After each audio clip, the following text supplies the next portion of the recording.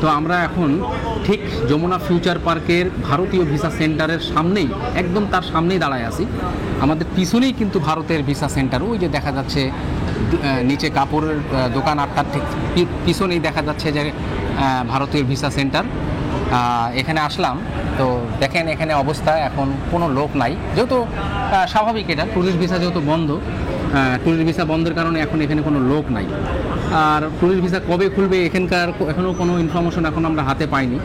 তবে আমরা আশা রাখতেছি, যেহেতু ভারতের প্রধানমন্ত্রী বাংলাদেশের প্রধান উপদেষ্টার সাথে একটা বৈঠক করেছে, তো জানি, আশা করি যে এই একটা বৈঠক অন্তত অনুষ্ঠিত হয়েছে। আমরা এতদিন শুনছিলাম যে কোনো আলোচনাই হবে না, বৈঠক হবে না, তাই একটা অনিশ্চয়তার মধ্যে দিন পার করতেছিলাম। তো এই বৈঠক হওয়ার পরে অনেকটাই ভালো লেগেছে। আশা করি সামনে ট্যুরিস্ট ভিসা নিয়েও কোনো কথা হবে, বা ভারতের প্রধানমন্ত্রী যদি তার পররাষ্ট্র দপ্তরের মাধ্যমে প্রেস ব্রিফিংয়ের মাধ্যমে যদি ভিসা নিয়ে কোনো আপডেট দেয়, তাহলে সেটা আমরা সামনে জানতে পারবো ভাই। অবশ্যই। তো আচ্ছা, এখন আমি আপনাকে একটা কথা বলি, সেটা হচ্ছে ধরেন এই মুহূর্তে ট্যুরিস্ট ভিসা বন্ধ, কিন্তু যখন খুলবে তখন তো অবশ্যই আবার মানুষ আপনার ভ্রমণ করবে বিভিন্ন জায়গায়। তো অনেকেই আমাদেরকে জিজ্ঞাসা করে যে ভাই আপনারা কোন কোন জায়গায় ট্যুর করেন। আচ্ছা, যে যেমন হচ্ছে এখন আমরা আসলে ভিসা যখন চালু হওয়ার পর আমরা আসলে কোন কোন জায়গায় ট্যুর করাবো, বা আপনার কাছে কোন কোন জায়গাগুলো মনে হচ্ছে যে হ্যাঁ এখানে অনেক ট্যুরিস্ট যাবে বাংলাদেশ থেকে, বা আমাদের অনেক ভাইরা আছে যারা যেতে চাচ্ছে। তো আপনার মানে মানুষ যখন আমাদেরকে জিজ্ঞাসা করবে যে ভাই আপনারা কোথায় কোথায় ট্যুর করিয়ে থাকেন, তখন আমরা কি বলবো, বা আপনার কাছে কি উত্তর আছে, এটা একটু যদি বলেন। আমি আপনাকে বলবো যে আমি সবচেয়ে বেশি কাশ্মীর নিয়ে যাই। আচ্ছা, আমি সবচেয়ে বেশি হলো কাশ্মীর নিয়ে যাই, মানে ট্যুর করি আর কি, নিয়ে যাই না, ট্যুর করি। তবে যারা আমার সাথে যেতে চায় গ্রুপ ট্যুর করি, আমি কিন্তু স্পেশালি গ্রুপ ট্যুর করি। যারা আমার সাথে যেতে চায় তারা অবশ্যই যেতে পারবে। যখন ট্যুরিস্ট ভিসাটা খুলবে, আমরা কাশ্মীর ট্যুর আগে যেরকম করতাম, আবারও কাশ্মীর ট্যুর আমরা ভিসা খোলার পরে আবারও আমরা কাশ্মীর ট্যুর করব।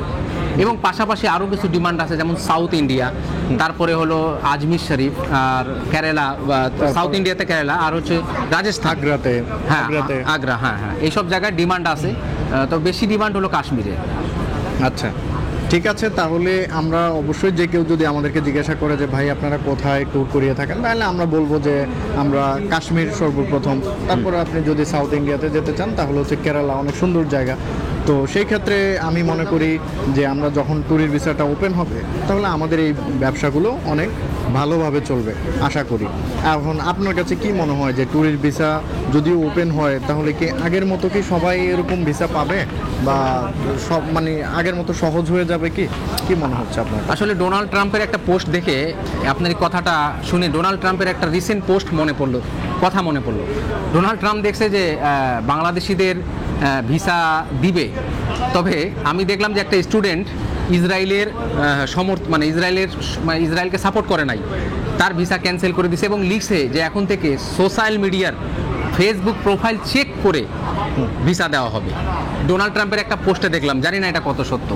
তবে ভারতও এই একই রাস্তায় আমার মনে হয় যাবে, যদিও সোশ্যাল মিডিয়া কতটা চেক করবে বা এটা কিভাবে চেক করবে একটা বিষয় আছে। তবে তার প্রোফাইলগুলি ঘাটবে, তার প্রোফাইল ঘেটেও অন্তত বুঝতে পারবে যে এ ভারত বিরোধী নয়।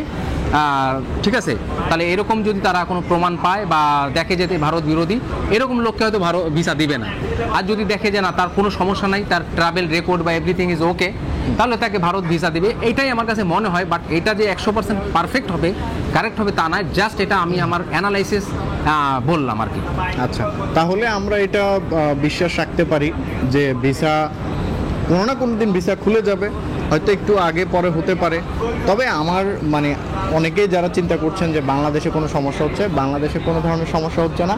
আপনারা এইটুকু 100% ক্লিয়ার থাকেন, এবং হচ্ছে আমরা এখানে খুবই শান্তিতে আছি, এবং ভিসাগুলো আপনারা ওপেন করে দিতে পারেন, এবং আমরাও ট্যুরে যেতে অনেকটাই মুখিয়ে আছি। অন্তত এতটুকু বলতে পারি যে আমাদের দ্বারা ভারতে কখনোই কোনো অপ্রীতিকর ঘটনা ঘটবে না, এবং আমরা ভারতকে সম্মান করি এবং ভালোবাসি, ঘুরতে পছন্দ করি, যেহেতু তারা আমাদের প্রতিবেশী দেশের সাথে সম্পর্ক ভালো রাখতেই হবে। এটা যে যতই বলুক না কেন, তার কোনো মানে কিছু বলে লাভ নাই, সময় নষ্ট।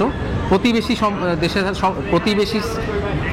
দেশের সাথে সম্পর্ক ভালো রাখতে হবে। এই যে ভাই একটা আমি দেখলাম ডক্টর মোহাম্মদ ইউনূস যখন ভারতের প্রধানমন্ত্রীর সাথে আপনার বৈঠক করে, তখন আমাদের এই যে উপদেষ্টা নাই যে স্টুডেন্ট যে সমন্বয়কের সার্জিস যে একজন নাম আছে, উনি তখন একটা পোস্ট করছে যে ভারতের সাথে ভালো সম্পর্ক রাখাই যায়, বা তারা রাখতে চাইলে আমরা রাখতে রাজি আছি। হ্যাঁ, এখন প্রতিবেশীর সাথে আপনি যদি ভালো সম্পর্ক না রাখেন তাহলে আপনার বিপদে কে আসবে? যেমন আমরাও যেমন হচ্ছে ভারতের প্রতিবেশী, ভারতের তারাও কিন্তু আমাদের প্রতিবেশী। তো প্রতিবেশীদের সাথে আমি মনে করি যে সম্পর্ক সবসময় ভালো থাকা উচিত, যাতে দুই দেশের ভালো হয়, ব্যবসা বাণিজ্যের ক্ষেত্রে, ট্যুরের ক্ষেত্রে, যে কোনো ক্ষেত্রে এটা অবশ্যই। এবং যেহেতু মেডিকেল ট্রিটমেন্টটা অনেক বেশি ভালো ভারতে, সেক্ষেত্রে অবশ্যই এটা অনেক ভালোভাবে কাজ করবে যদি ভিসাগুলো আগের মতো ওপেন করে দেয়। তো যাই হোক, এই হলো অবস্থা। হ্যাঁ, ভারতীয় ভিসা সেন্টারের একদম দেখেন নাই লোক এখানে, পুরা লোকের এইখানে নাই, এখান বসে থেকে থাকে। নিয়ে মানে এই পুরা এইসব এই যে জায়গাটা মার্কেট, এই চতুর্দিকে লম্বা লাইন, রাস্তা পর্যন্ত চলে যেত। এখন আসলে এখানে নাই। যাক, আর এটা নিয়ে কথা বলে বাড়িয়ে লাভ নাই।